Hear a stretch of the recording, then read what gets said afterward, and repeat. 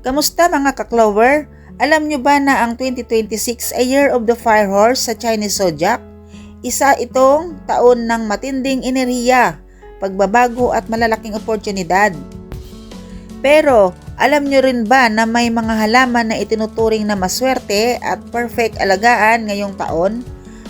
Tara na at alamin natin ang mga ito at kung bakit sila konektado sa Fire Horse at sa Feng Shui. Maaaring nagtataka ka, bakit ba bawat taon ay may mga itinuturing na maswerteng halaman?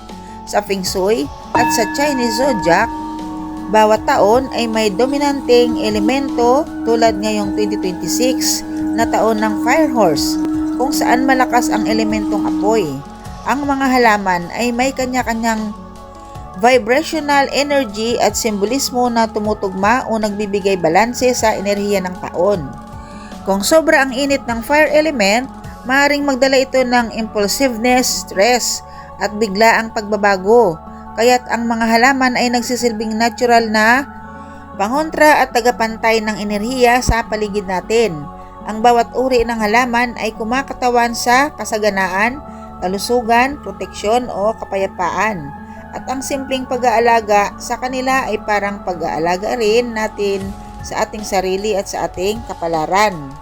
Sabi nga sa Feng Shui, kung ano ang nakikita at nararamdaman natin sa ating paligid ay direktang nakakaapekto sa ating emosyon at isipan.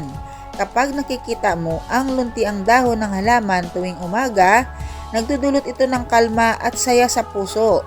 At kapag pinabubuti mo ang kalusugan ng halaman, para mo na ring pinapalakas ang daloy ng good luck sa buhay mo. Totoo po yan mga ka-Clover dahil ako napakahilig ko po talaga sa mga halaman. Dahil pagising na pagising ko po, binubuksan ko po talaga agad ang aming pinto at ayan, bumubungad sa akin ang aking mga halaman. Kasi po pag napapaligiran tayo ng halaman ay talagang nakakatanggal ng stress talaga sila. At tandaan po natin, hindi lang dekorasyon ang mga halaman.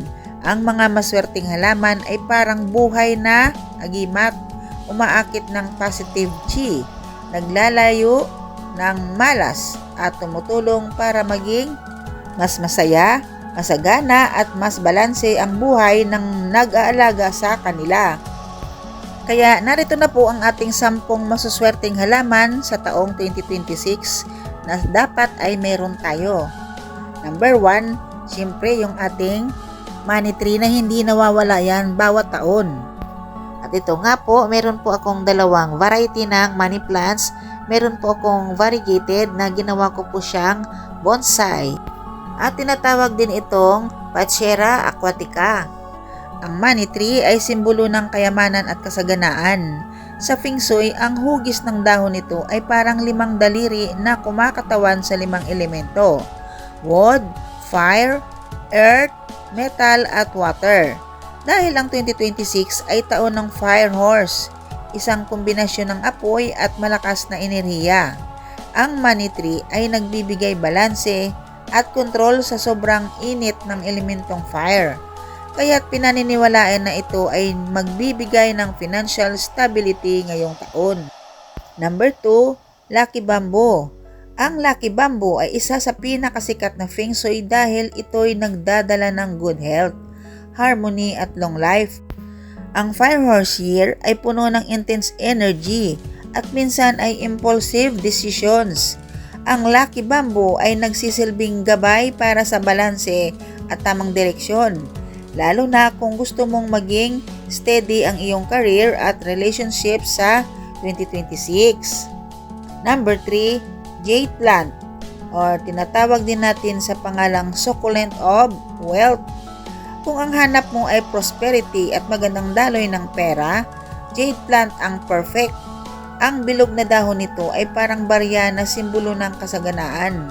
Sa taon ng Fire Horse na puno ng risk-taking, ang jade plant ay nagiging reminder na manatiling grounded at huwag padalos-dalos sa pera. At meron din po akong jade plant. At yung isa ko pong jade plant ay hindi maganda dahil mahirap po talaga alagaan ang jade plant. Number 4, Peace Lily. Ang peace lily ay nagdadala ng kapayapaan, kalinisan at healing energy. Sa sobrang init ng Fire Horse year, posibleng magkaroon ng conflict at misunderstandings. Ang presensya ng Peace Lily sa bahay ay nagbabawas ng tensyon at nagbibigay ng harmonious vibes ayon sa Feng Shui. Number 5, snake plant or espada plant. Ang snake plant ay simbolo ng protection laban sa bad luck at negative energy. Sa taon ng Fire Horse, na madalas ay puno ng abrupt changes, ang espada plant ay nagsisilbing shield laban sa malas at mga hindi inaasahang problema. Number 6 ay ang orchids. Ang orchids ay sumisimbolo ng beauty, fertility at bagong oportunidad. Ang Fire Horse ay adventurous at mahilig sa bagong simula, kaya ang orchids ay perfect sa taon na ito para magbigay ng inspirasyon at mag-attract ng fresh beginning sa career o love life. Number 7, rubber plant. Ang rubber plant ay kilala sa Feng Shui bilang tagapagdala ng abundance at longevity. Ang malalaki at makintab nitong dahon ay nagdadala ng positibong enerhiya, bagay na bagay para kontrahin ang sobrang fairy energy ng 2026. Ako po ay hindi nawawala ng rubber plant. At ito po yung aking mga rubber plants. Meron po akong 3 variety, 3 klase ng rubber plants. Ito po sila at mga healthy po sila. Di ba po ang ganda? Sana po meron din kayo. Number 8, bamboo palm. Ang bamboo palm ay hindi lang air purifier, kundi isa ring simbolo ng family harmony sa isang taon ng Fire Horse na pwedeng maging magulo at puno ng pressure. Ito ang halaman na tutulong magdala ng calmness at good chi sa tahanan. Number 9, golden pothos or money vine. Ang golden pothos ay simbolo ng paglago at walang tigil na swerte. Sa Feng Shui, ito ay ginagamit para alisin ang stagnant energy.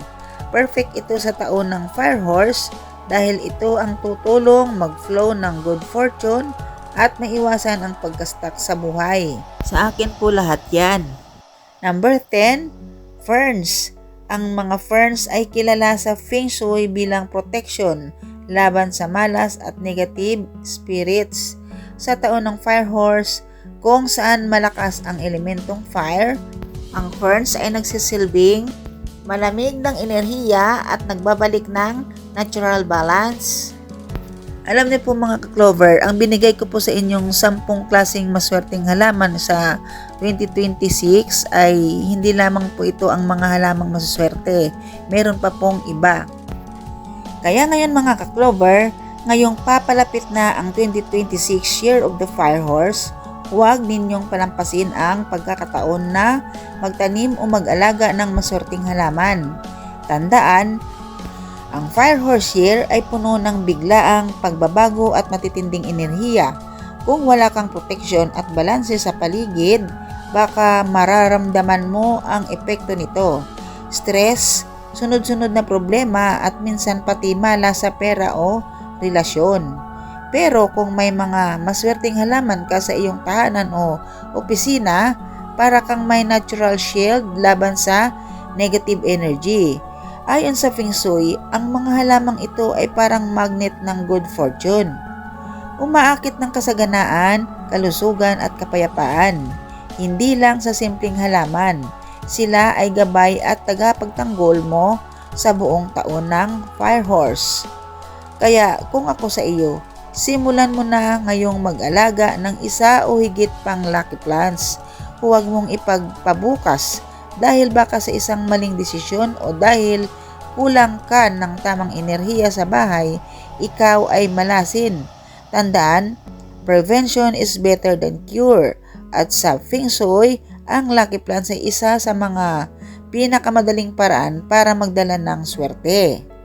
Kung naniniwala ka na deserve mong maging maswerte at prospero sa 2026, siguraduhin mong mayroon kang mga halaman na ito.